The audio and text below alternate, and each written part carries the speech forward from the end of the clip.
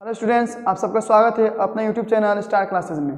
तो आज हम इस वीडियो में ऐसे कुछ क्वेश्चन पढ़ने वाले हैं जो आपके बिहार बोर्ड 2024 में जो एग्ज़ाम होने वाले हैं, यानी 16 फरवरी 2024 को एग्ज़ाम होंगे, उसके लिए काफ़ी इंपॉर्टेंट होंगे। तो आइए जानते हैं ऐसे कौन से क्वेश्चन हैं। इससे पहले मैंने आपको कुछ कहा था कि मैंने इसके पहले वाले वीडियो में कहा था कि मैं हर एक लेसन से 5 क्वेश्चन मैं आपको बताऊँगा जो कि एग्ज़ाम के लिए काफ़ी इंपॉर्टेंट होंगे। तो मैंने एक वीडियो बनाया था, उसको डे 1 करके मैंने अपलोड किया था, जो आप लोग अच्छे से देख सकते हो।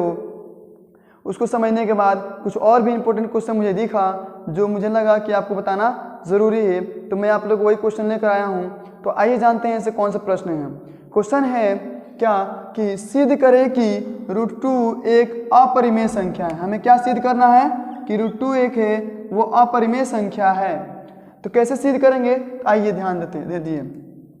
सब लिखेंगे माना √2 एक परिमेय संख्या है। हमें सिद्ध करना अपरिमेय, तो उसको मानेंगे हम लोग क्या, उसको हम लोग परिमेय संख्या मानेंगे। अगर हम परिमेय संख्या जो मान रहे हैं उसे गलत साबित कर दें तो ये क्वेश्चन जो है सॉल्व हो जाएंगे। तो मैंने मान लिया इसको क्या कि ये परिमेय संख्या है। तो जब परिमेय संख्या है तो परिमेय संख्या p/q के रूप में रहता है, तो मैंने लिख दिया, इसलिए √2 बराबर हो गया p/q, जहाँ p और q स्वाभाज्य संख्या है। यहाँ ध्यान दीजिएगा, स्वाभाज्य संख्या मतलब वैसी संख्या जो किसी से भी विभाजित ना हो, अपने आप से छोड़कर और एक से छोड़कर किसी से विभाजित वो ना हो, उसे स्वाभाज्य संख्या कहेंगे। तथा जहाँ q ≠ 0। अब आगे चलते हैं कि नेक्स्ट इसके बाद क्या लिखेंगे हम। तो लिखेंगे कि दोनों तरफ वर्ग करने पे, दोनों तरफ मतलब क्या, इसमें दोनों तरफ वर्ग करेंगे, यानी √2 का स्क्वायर करेंगे बराबर p/q का स्क्वायर करेंगे। फिर आगे बढ़ेंगे तो √2 का स्क्वायर होता है कितना, 2। √2 का स्क्वायर होता है कितना, 2, और p का स्क्वायर हो गया p स्क्वायर, q का स्क्वायर हो गया q स्क्वायर। क्लियर। अब यहाँ पर हम एक लगाएंगे से नीचे क्रॉस मल्टीप्लाई करेंगे, तो q में करेंगे 2 से मल्टीप्लाई तो 2q स्क्वायर हो जाएगा बराबर p स्क्वायर को करेंगे 1 से मल्टीप्लाई तो आपको p स्क्वायर ही मिलेगा। इसको समीकरण फर्स्ट मान लीजिएगा, या लिखेंगे q स्क्वायर बराबर p स्क्वायर बटा में 2, यानी ये गुणा में तो कहाँ चला जाएगा, ये चला गया यहाँ पे बटा में। अब यहाँ ध्यान दीजिए, यहाँ दिख रहा है मुझे 2 क्या कर रहा है, 2 p स्क्वायर को विभाजित कर रहा है, 2 से p स्क्वायर में डिवाइड हो रहा है, भाग लग रहा है। तो यहाँ लिखेंगे यहाँ 2 क्या कर रहा है, p स्क्वायर को विभाजित कर रहा है, इसलिए 2 p को भी विभाजित करेगा। 2 क्या करेगा, p स्क्वायर विभाजित करेगा कर रहा है, तो p जो होगा 2 जो होगा वो p को भी विभाजित करेगा। ठीक, ये 2 लाइन यहाँ पर लिखना है। सेम इसी प्रोसेस से हम आगे बढ़ेंगे। तो क्या करेंगे, यहाँ पर कुछ मानना है आपको, क्या मानना है, लिखेंगे फिर माना p बराबर 2r मान लेंगे। इसको मान लेना आप लोगों को, p बराबर मानना है 2r मानना है। मैंने 2r ही क्यों माना, क्योंकि यहाँ मुझे दिख रहा है ना कि p स्क्वायर है और p जो है वो 2 से डिवाइड हो रहा है ना, इसीलिए मैं p को 2 मानूंगा। यानी यहाँ पर r के जगह पर कुछ भी लिख सकते हो, STYZ कुछ भी लिख सकते हो आप। मैंने इसको r लिखा तो मैंने p बराबर मान लिया 2r। क्या मान लिया, p का मान 2r मान लिया। तब लिखेंगे कि इस p का मान जो है ना समीकरण 1 में रखेंगे, समीकरण 1 में क्या करेंगे, रखेंगे। तो मैं समीकरण 1 को लिखूंगा तो 2q स्क्वायर को मैंने ऐसे ही लिख दिया। अब p की जगह पे मैंने लिख दिया 2r, इसका स्क्वायर है तो मैं लिखूंगा यहाँ पे स्क्वायर। ठीक है, लिख देंगे यहाँ पे समीकरण 1 से। अब मैं इसको ऐसे ही लिख दे रहा हूँ, मैं क्या करूँगा, इसको ऐसे ही लिख दूंगा। और अगर आप देखोगे यहाँ पर 2 का स्क्वायर होता है कितना, 4, तो मैं लिख दिया r का स्क्वायर हो गया r, तो 2 से ये डिवाइड हो जाएगा, 2 दूना 4। समझ में आ रहा होगा अच्छे से आप लोगों को। तो देखिए ये q स्क्वायर बराबर क्या मिला हमें, 2r स्क्वायर, तो लिख दिया मैंने 2r स्क्वायर। अब 2 को मैं क्या करूँगा, उसको बटा में भेज दूंगा। यहाँ क्या करूँगा, यहाँ से हटेगा 2 तो यहाँ चला जाएगा बटा में। क्यों, यहाँ पर गुणा में है तो गुणा में है तो बटा में आएगा, इधर राइट साइड से लेफ्ट साइड है तो बटा में आएगा, गुणा में आता है तो हमें मिल गया क्या कि 2r स्क्वायर का मान यहाँ मिल गया q स्क्वायर बटा में 2।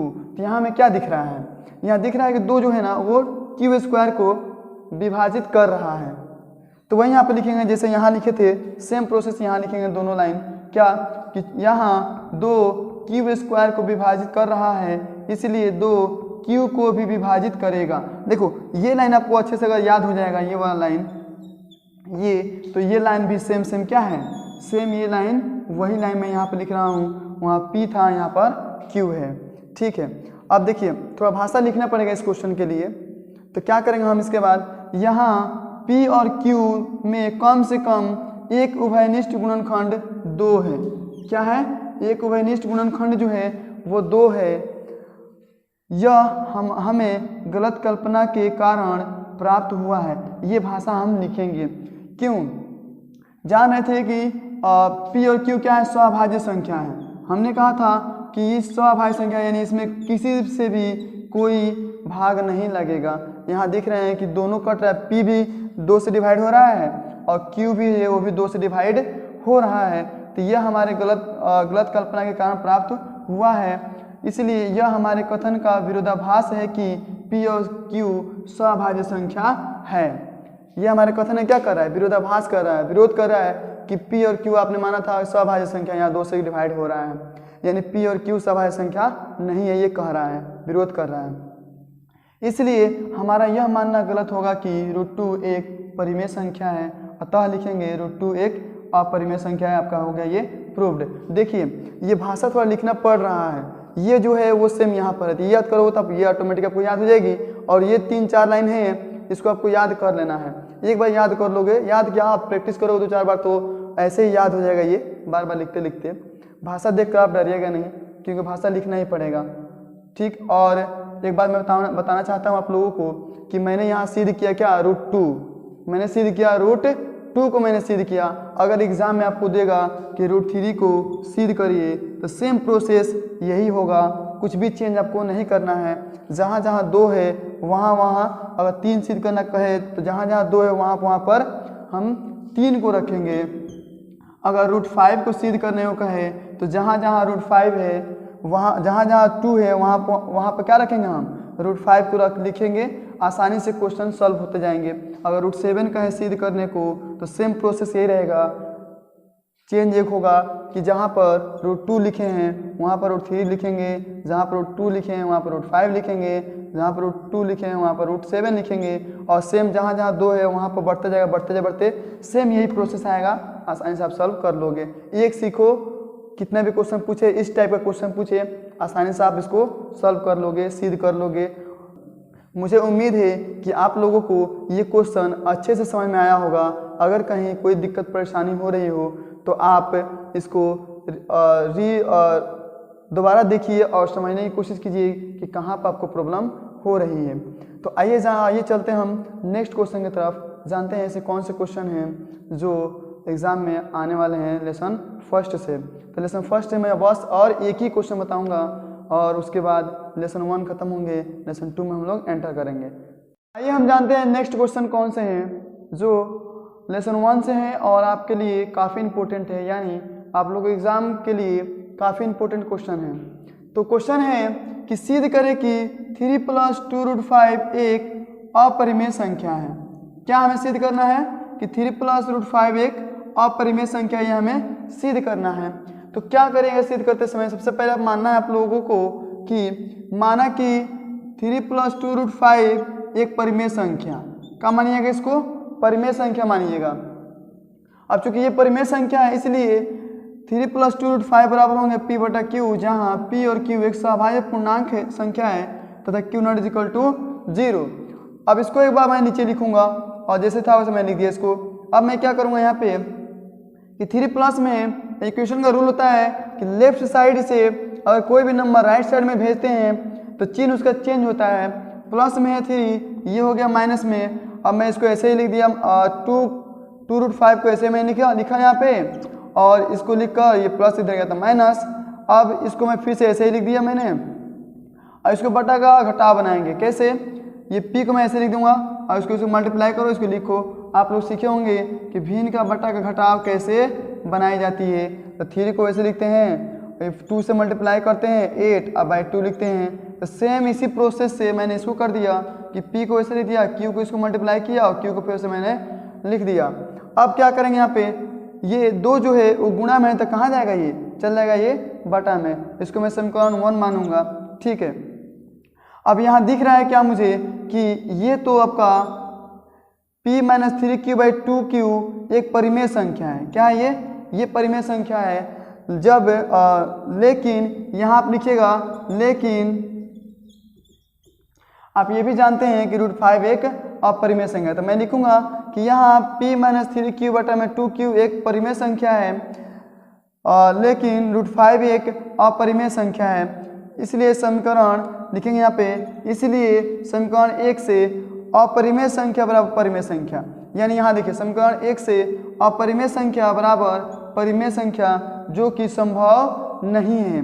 ये संभव नहीं हो सकता है कि अपरिमेय परिमेय के बराबर हो, ये संभव नहीं हो सकता है। अतः यह हमारी कथन का विरोधाभास है, इसलिए हमारा यह मानना गलत होगा कि 3 + 2 √5 एक परिमेय संख्या है। अतः हम फाइनल में लिखेंगे कि 3 + √5 एक और 2 √5 एक अपरिमेय संख्या है। यहाँ पर आपका हो गया प्रूव्ड। ये क्वेश्चन काफ़ी सिंपल था।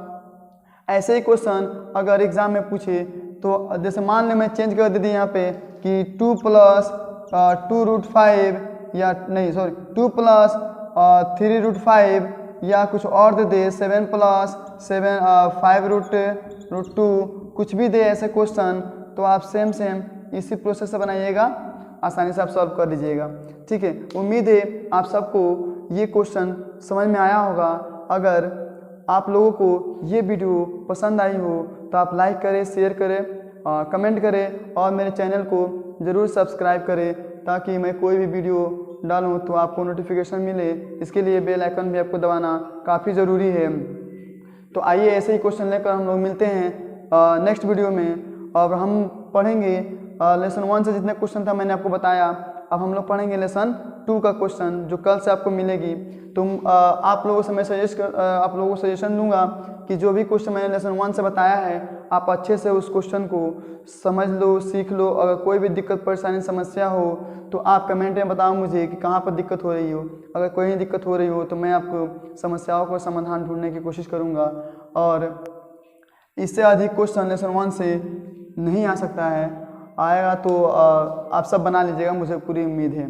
यानी जो क्वेश्चन मैंने बताया फर्स्ट वीडियो में और जो क्वेश्चन बता रहा हूँ मैं इस वीडियो में, इससे अलग क्वेश्चन लेसन 1 से नहीं पूछेगा। तो चलिए मिलते हैं नेक्स्ट वीडियो में। धन्यवाद।